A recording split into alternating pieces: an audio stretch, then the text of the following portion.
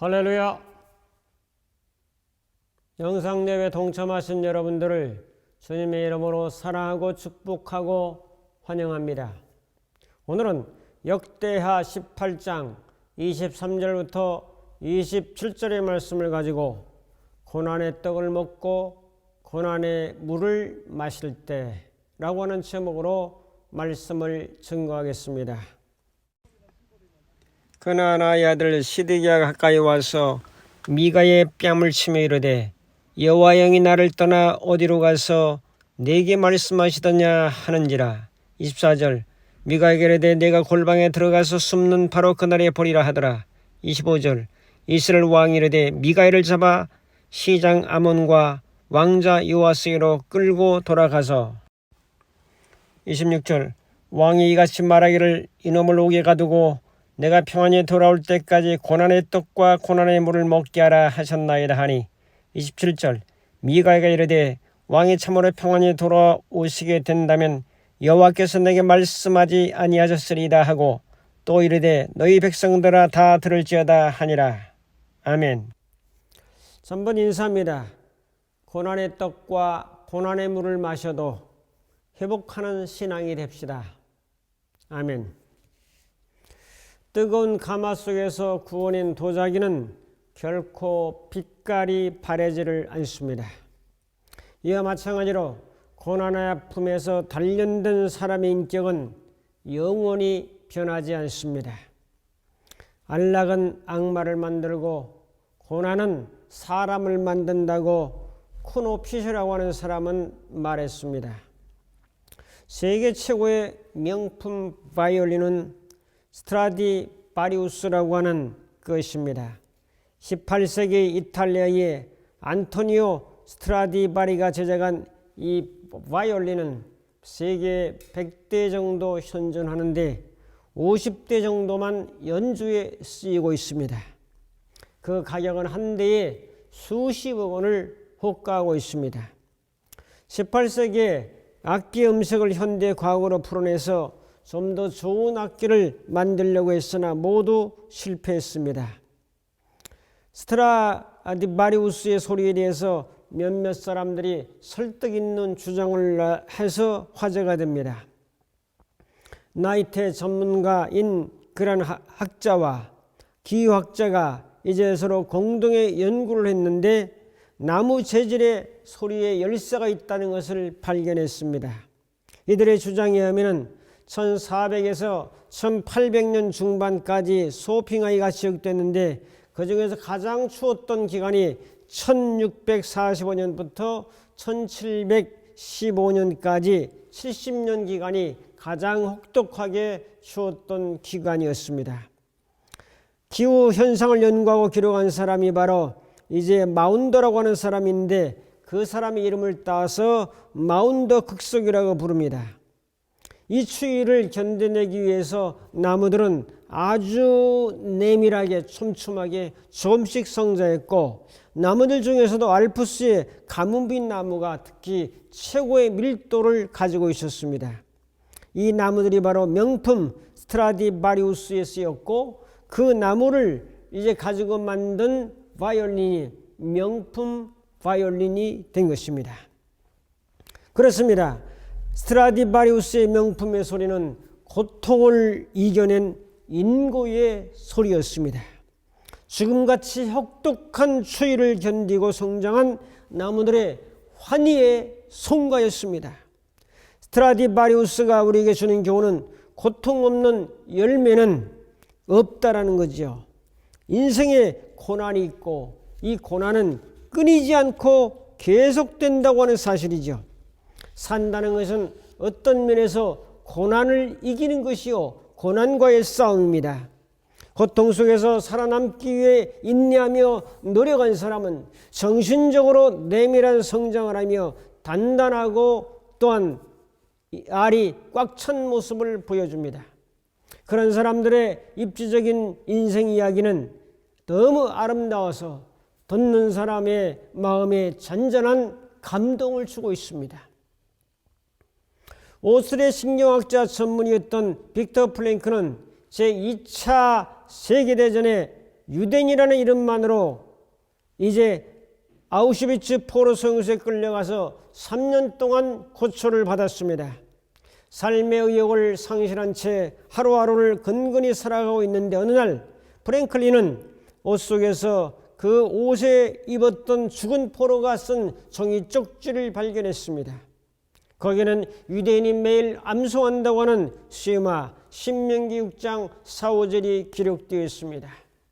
그것은 이스라엘아 들으라, 우리 하나님 여호와는 오직 유일한 여호와시니 넌 마음을 다하고 뜻을 다하고 힘을 다하여 네 하나님 여호와를 사랑하라. 이 구절이 있었습니다. 이 구절을 하나님 예수는 희망의 메시지로 받아들이고 고난의 세월을 견뎠고 나치 정권이 망한 후 그는 석방이 되었습니다. 프랭클은 그의 경험을 이론 삼아서 전 세계에 1억 명 이상 이 책을 읽을 정도의 책을 이제 출간했죠. 그럼에도 불구하고 삶에 대하여 예라고 말할 수 있다. 우리나라에서는 죽음의 수용소라는 이름으로 번역이 됐습니다. 고난을 이긴 인간으로부터 우리는 명기 스트라디바리우스라고 하는 소리를 듣습니다. 고난의 사람 욥에 대해서 우리는 교훈받습니다. 나이가 는 길을 그가 아시나니 그가 나를 단련하신 후에는 내가 정금같이 나오리라고 하는 욥기 23장 10절을 우리는 잘 알고 있습니다. 산다는 것은 고난의 연속입니다. 그리고 고난은 우리를 단련된 정금같이 내면이 촘촘하게 내밀어진 나무처럼 만들어줍니다. 고난이 유익을 남기고 할 때 그것을 잡아 아름다운 삶을 가꾸고 감동적인 인생을 만들어보는 그런 고백을 갖는다면 얼마나 귀한 신앙이겠습니까, 여러분? 오늘 말씀에서 두 왕이 등장합니다. 하나는 이제 여호사밧이라고 하는 유다의 왕이요, 한 사람은 이스라엘의 아합이라고 하는 그런 왕입니다. 둘은 이제 불가침을 선언하면서 정략 결혼을 하면서 이제 둘이 사돈관계가 되죠. 사돈관계를 맺어서 단합된 힘으로 주변 국가의 침공으로부터 나라를 방어하고 어떤 침공도 하지 않을 것을 서로 이제 약속하면서 주변국으로부터의 단합된 힘을 과시했습니다. 오늘 두 왕이 등장하는데 암몬이라고 하는 나라가 이 주변에 있었는데 거기에 길앗 라못으로 전쟁에 출전하게 됩니다. 그래서 하나님의 선지자들을 전부 모았는데 401명이 왔어요. 400명은 의견이 같고 한 명만 틀리는 거예요. 자, 400명은 전부 전쟁에 나가면 왕은 위대한 승리를 거둔다고 하고 한 명은 나가지 말라는 거예요. 나가면 큰 위기와 고통과 고난을 겪는다는 것을 말합니다. 누구 말을 듣겠습니까? 400여 명의 선지자 입에는 거짓말하는 영이 들어가서 전부 거짓말로 예언을 하는 거죠. 그러나 왕은 자기에게 유익되는 말, 승리한다고 하는 말, 잘 된다고 하는 말 여기에 혹해가지고 속아 넘어가서 결국 전쟁에 나가서 아합 왕은 이제 전사를 하고 맙니다. 자, 오늘 미가에는 출전하기 전에 아합 왕이 고난의 떡을 먹이고 고난의 물을 마시라 하면서 감옥으로 보냈습니다. 여러분, 미가에는 옳은 말, 바른 말, 하나님의 뜻을 전했음에도 불구하고 고난의 떡을 먹게 되며 고난의 물을 마시게 되는 이런 어려움을 겪는 것을 바라보면서 오늘은 고난이라고 하는 측면과 이 고난을 어떻게 풀어갈 것인가 하는 그런 과제를 가지고 말씀을 드리면서 은혜를 나누려고 합니다. 첫 번째로 소통이 잘 안 되는 아합 왕을 살펴보겠습니다. 아합 왕은 소통이 잘 안 되는 사람, 대화가 잘 안 되는 사람, 자기 마음에 들면 삼키고 마음에 안 들면 뱉어버리는 그런 사람이었습니다. 자기 중심적인 사람, 이기적인 사람, 다른 사람의 말에 귀를 기울이지 않는 그런 사람이었습니다. 대화가 되지 않는 사람, 오늘 역대하 18장에도 400명의 그 사람들이 전쟁에 나가라고 하는 말, 그러면 하나님이 도와주신다고 하는 이 말에 귀가 솔깃해서 그 말을 냈습니다. 미가인은 나가면 죽습니다. 전쟁에 나가지 마십시오 라고 간청하지만은 그러나 미가야라고 하는 선지자의 말을 듣지 않습니다. 여러분, 오늘 아합은 일생일대 최고의 실수를 하는 것을 바라보게 됩니다. 거짓 선지자의 말에 충동적으로 이제 그 말을 듣고 전쟁에 출전했다가 그만 적이 쏜 화살에 그냥 우연히 맞아가지고 전사하게 됩니다. 소통이 되지 않은 결과, 대화가 되지 않은 사람이죠. 여러분, 우리가 서로 대화합니다. 하나님하고도 대화하고 사람하고도 대화하고 또한 사물하고도 대화하고 이제 동식물하고도 대화를 합니다. 대화의 목적은 소통입니다. 모든 대화는 소통하기 위해서, 서로 통하기 위해서 하는 거지 싸우기 위해서 하는 것은 아니라고요. 자, 우리는 하나님이나 사람 앞에 서로 소통해야 되는데 이 대화가 잘 되려면 몇 가지 소통의 원칙이 있습니다. 그중에서 한 첫째로 경청입니다. 경청은 귀를 기울여서 잘 듣는다는 뜻이요, 저 사람의 감정까지 잘 헤아리며 듣는 것을 의미하죠. 잘 듣지 않음으로 말미암아서 불통이 되는 경우가 많습니다. 아방은 참소리가 무엇인지 거짓소리가 무엇인지 경청이 되지 않는 사람이요, 자기 마음에 들으면 하나님의 소리요, 마음에 안 들으면 이제 사탄의 소리가 되는 거죠. 여러분, 아방은 하나님의 진리의 소리를 들을 수 있는 귀를 가지지 못하고 경청하는 그런 귀를 갖지 못했다는 거죠. 이 말씀을 적용하면서 우리는 대화할 때에 소통을 위해서는 잘 경청해야 된다는 사실이죠. 잘 들어야죠. 상대의 감정까지 잘 읽으면서 듣는 것이 바로 경청입니다.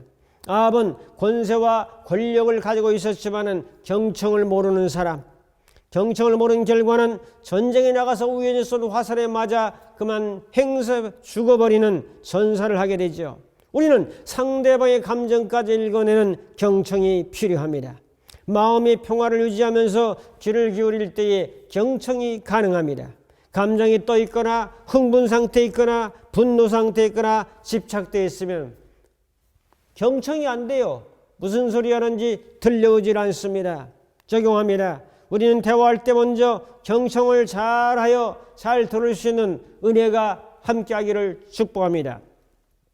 자, 그럼 두 번째로 대화에는 반응이 필요합니다. 대화에는 반응, 피드백이라고 하는 이런 반응이 필요한데 무슨 말을 하고 이야기하면 반응이 있어야죠. 끄떡끄떡 해준다든지 그래? 그렇구나 라고 하는 이런 반응. 아합은 반응이 없는 사람이에요. 미가의 예언에 대해서 마음문을 닫아버렸어요. 전쟁에 나가면 죽는다라고 말하므로 기분이 나쁜 거죠. 감정이 상한 거죠. 미가엘을 옥에 가두고 고난의 떡을 먹이라, 고난의 물을 마시라 라고 명령하는 거죠. 하나님의 사람을 이렇게 죄인 대접을 하는 것은 부정적인 반응입니다. 소통을 위해서 반응을 해야 하는데 부정적인 파괴적인 반응을 함으로 말미암아 그의 인생의 결과는 결국 비참한 죽음을 맞이하게 됩니다. 이 말씀을 적용하면서 우리는 상대방의 말에 대해서 무슨 말을 하든지 간에 경청하면서 반응을 보일 수 있는 그런 자세가 우리는 필요하죠. 그것이 바로 대화의 기술이요, 또한 소통의 방법이기도 합니다. 여러분, 긍정적인 반응이 필요합니다. 소통을 위한 반응, 나는 과연 반응을 잘 보이고 있는가 하는 것들을 오늘 말씀을 통해서 깨달아 보아야 될 줄로 믿습니다. 그 다음에 작은 세 번째로 질문이 필요합니다. 대화에는 대화의 목적이 소통이라고 하면 서로 좋은 질문들을 주고받는 것은 대단히 발전적이죠. 가만히 듣고만 있는 것이 대화가 아니죠. 소통이 잘 되려면 서로 궁금한 것을 질문하면서 풀어가도록 하는 거죠. 그러면 서로 소통하게 되니 얼마나 귀한 일입니까, 여러분? 왕들이 전쟁을 한다는 것은 스트레스가 얼마나 많습니까? 자기 목숨을 걸고 나가 싸워야 되는 일이죠. 이런 상황에서 소통이 안 되고 불통이 된다면 결국 결과가 불통입니다. 아합은 참 선지자 미가야하고는 소통이 되지 않았어요. 참 선지자 진리의 말과 소통이 안 된다는 것은 하나님과 소통이 안 된다는 거예요. 그러므로 우리는 하나님과 통하고 신통, 그 다음에 사람하고 통하고 인통, 또 모든 만물의 물질과 통하는 물통, 이런 삼통이 좀 필요한 거죠. 이 말씀을 적용하면서 우리는 대화의 목적인 소통을 깨닫고 경청과 반응과 질문을 통해서 인통하고 신통하는 그런 성도님들이 다 되시기를 주님의 이름으로 축복합니다. 두 번째로 하나님을 의지하는 여호사밧 왕을 살펴보겠습니다. 여호사밧은 왕이 오르자 우상과 산당을 파기하고 이제 백성에게 율법을 가르치며 하나님만 의지하는 신앙심을 가지고 살라고 권고했습니다. 사회 정의를 구현하면서 정말로 선한 왕으로 살았던 사람이 바로 여호사밧 왕입니다. 그는 이제 하나님이 복 주셔서 나라가 상당히 견고해졌습니다. 이 같은 강성함을 결속시키기 위해서 이제 아들 여호람을 북이스라엘 왕 아합의 딸 아달랴와 정략 결혼을 시키는 그런 잘못을 범하기도 합니다. 오늘 본문에 나오는 여호사밧은 선지자들에게 물어보라고 나서 출전하려고 합니다. 아합은 선지자들이 100% 출전하는 것이 좋다. 400명이 다 찬성하는 거예요. 이상하지 않아요? 반대 의견이 하나도 없어요. 400명 중에서. 공산당은 100% 찬성입니다. 이 세상은 100%란 공산당이나 있지 이런 민주사회에서는 100%가 있을 수 없는 거죠. 여러분, 반대 의견이 있고 건전한 비판이 있어야 성장하고 발전하는 겁니다. 여호사밧은 다른 선지자가 없습니까? 한 명 있긴 있는데 미가에 있는데 기란 예언은 하지 아니하고 항상 흉한 예언만 한다라고 그를 일축해 버립니다. 그래도 그를 한번 불러서 들어봅시다라고 하는 것은 여호사밧이 다른 사람들에게 기회를 주는 것이요 넓은 신앙심에서 우러나오는 것입니다. 전쟁에 나가면 큰 어려움을 겪습니다라고 말합니다. 여호사밧은 이 말을 듣고 전쟁에 나가지 않아야 되겠다고 생각하면 좋은데 400명이라고 하니 대세에 밀려서 또 아방이 전적으로 이제 이쪽으로 지지를 하니까 그걸 꺾지 못하고 결국 출전하게 됩니다.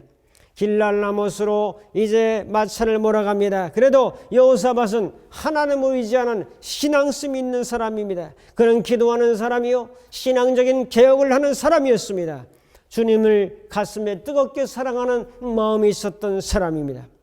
그 왕의 살아온 궤적을 보면 그 사람이 어떤 신앙으로 살아갔는가 하는 것을 볼 수 있습니다. 아합보다는 훨씬 하나님과 더 소통이 잘 된 사람이요 또한 부하들이나 백성들과 소통이 잘 된 사람이었습니다. 오늘 이 유다의 선한 왕 요시아라든지 여호사밧이라든지 히스기야는 이제 솔로몬 이후에 3대 왕으로서 신앙적인 왕으로 우리에게 소개되고 있습니다. 적응합니다. 성도 여러분, 우리 성도님들은 소통이 잘 되는 여호사밧처럼 하나님의 말씀과 기도로 소통하고 사람들하고도 문을 열고 경청하고 또한 질문도 하고 여러분들의 마음을 좀 열어서 그렇게 나간다고 하면은 잘 반응한다고 하면은 또 잘 소통하는 사람이 되지 않겠습니까? 이런 여호사밧 같은 신앙심의 사람이 될 수 있기를 주님의 이름으로 축복합니다. 세 번째로 고난의 떡과 고난의 물을 먹는 이제 미가엘을 살펴보겠습니다. 전도서 7장 14절에 보면 형통한 날에는 기뻐하고 곤고한 날에는 되돌아보아라. 이 두 가지를 하나님이 병행하게 하사 사람이 그 장래일을 능히 헤아려 알지 못하게 하셨느니라라고 말씀합니다. 두 가지죠. 형통한 날, 곤고한 날. 하나는 기뻐하는 날이요 하나는 깊이 생각하는 날입니다. 인간들이 다 겪는 문제가 있다면 그것은 고난입니다.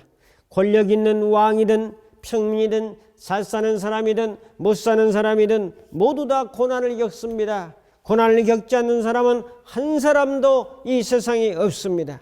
정치인의 고난이 있고 경제인의 고난이 있고 의사들의 고난이 있고 노동자의 고난이 있으며 농업인의 고난이 있습니다. 하나님의 일을 하는 성직자들은 고난이 더 많고 사명에 있는 자들은 고난이 더 많다는 것을 깨달아야 됩니다. 아방이 미가에게 고난의 떡을 먹이며 또한 고난의 물을 마시게 하라고 신하들에게 명령합니다. 아합은 자기가 전쟁에서 승리를 거두고 돌아올 줄 알았습니다. 내일 일은 난 몰라요 라고 하는 것처럼 그는 자기의 죽음을 예측하지 못했습니다. 여러분, 지금까지 살아오면서 고난을 겪지 않은 사람은 한 사람도 없습니다. 여러분, 고난 없기를 기대하지 말고 고난을 뚫고 이겨나가는 이 정신이 필요합니다. 이유는 고난이 없는 사람은 한 사람도 없기 때문입니다. 중요한 것은 소통 능력이 좋은 사람이 고난을 잘 뚫고 이겼다는 거죠. 사업가 중에서 부도를 맞고 100명이 부도를 맞고 쓰러졌다면 일어나는 사람은 10%도 안 됩니다. 10명도 안 된다고요. 고난을 뚫고 이겨나간다는 것이 그렇게 쉽지 않다는 거죠. 신앙의 승리자는 고난이 없는 자가 아니라 고난을 딛고 일어서는 사람들입니다. 여러분의 고난 앞에 고난을 딛고 일어서는 은혜가 함께하기를 축복합니다. 하나님이 도와주시면, 하나님이 함께하시면, 하나님이 역사하시면 여러분들의 고난의 눈물이 기쁨의 감사로 이제 전환되게 될 줄로 믿습니다. 여러분, 우리나라 역사를 바라보면 근래에 대통령도 바위에서 뛰어내렸고 시장도 산에 가서 시신으로 발견되었고 어느 정당 대표는 아파트에서 뛰어내려왔습니다. 다 똑똑한 사람이요, 법에 능통한 사람들입니다. 왜 그러죠? 인지 능력은 발달했는데 비인지 능력이 발달하지 못한 영역입니다. 사람은 두 가지가 필요하죠. 하나는 인지 능력, 지식, 지혜 이런 거 공부하는 영역. 하나는 비인지 능력이 필요합니다. 인지 능력은 지식, 또한 사고력, 이해력, 기획력, 또한 어떤 문제 해결력, 문해력. 세상 학교에서 공부하는 것은 전부 인지 능력, 머리 공부입니다. 머리 키우는 공부입니다, 여러분. 그러나 이런 지식 교육만 가지고 승리하고 성공한다는 보장은 없습니다. 지식 교육은 적어도 50%는 하는 겁니다. 많은 사람들이 공부를 더 많이 하고 더 열심히 공부하면 성공하고 승리할 줄로 생각하는데 그건 반밖에 모르는 사람이요. 뭐가 또 필요하죠? 비인지 능력. 바로 열정이 있다든지 끈기가 있다든지 동기부여를 잘한다든지 서로 소통하는 그런 은혜가 있다든지 인내하고 또 사랑하며 또 몰입할 수 있고 회복 탄력성이 있는 이런 모든 비인지 능력을 바로 갖출 때에 그 사람이 승리할 수 있는 거죠. 그래서 이것이 한 영역을 또 차지하고 있습니다.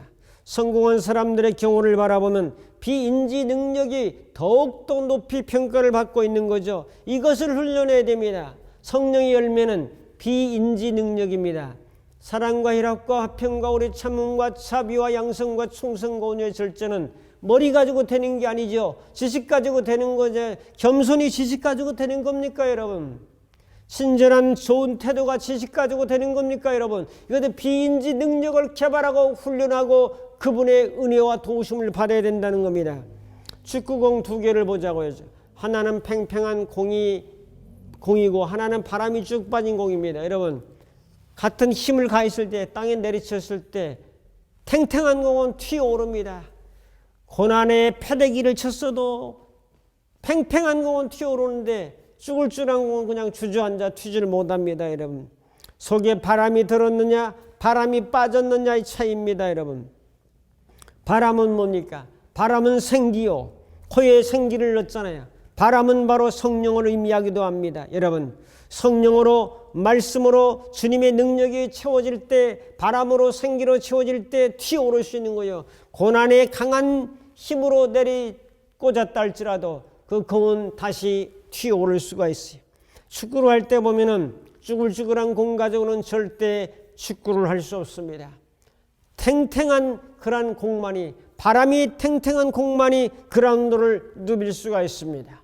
에스겔 37장에 보면은 생기의 바람이 마른 뼈들에게 해골들에게 생기야 사방에서도 불어와서 이 사망을 나간 자를 살게 하라 하나님의 말씀을 에스겔이 대언하자 이 생기의 바람이 불어와서 해골이 변하여 큰 군대가 되었더라라고 말씀합니다. 이런 은혜가 여러분과 저에게 함께 하시기를 주님의 이름으로 축복합니다. 결단합니다. 대화라고 하는 것은 소통입니다. 소통은 경청을 해야 되고 반응을 보여야 되고 또한 질문을 해야 되죠. 고난 속에서 소통하는 것은 관계가 좋은 거요. 사람하고 관계가 좋고 하나님과 관계가 좋으면 소통이 잘 되는 사람입니다. 여러분, 생기의 바람을 넣고 여러분 비인지 능력을 더 많이 개발을 해서 이제 성령으로 말씀으로 이제 가능하며 기도하면서 이런 은혜로 승리로 소통하고 하나님과 통하고 사람하고 통하는 신통과 인통의 사람이 되어서 어떤 고난에서도 바람 빠진 축구공이 되지 말고 바람이 탱탱해서 그라운드를 누비며 달리며 전진해 갈 수 있는 놀라운 은혜로 이 고난을 다 딛고 일어서 승리하는 우리 모두가 되기를 주님의 이름으로 축복합니다. 기도합니다. 고마우신 하나님 아버지, 고난의 승리자로 살아가도록 주님께서 저희들에게 셈과 능력과 생기의 바람으로 역사하여 주옵소서. 예수님의 이름으로 기도합니다. 아멘. 축도합니다. 이제는 우리 주 예수 그리스도의 무한하신 은혜와 하나님 아버지의 극진하신 사랑하심과 성령님의 감화 감동 인도 충만 교통하심이 승리의 사람으로 생기의 사람으로 능력의 새로운 바람을 불고 믿음으로 고난을 이기고 전진하기로 결단하는 모든 심령들 머리머리 위에 저들의 가정과 섬기는 교회와 이민족과 전 세계 위에 이제부터 영원토록 함께 있을지어다. 아멘.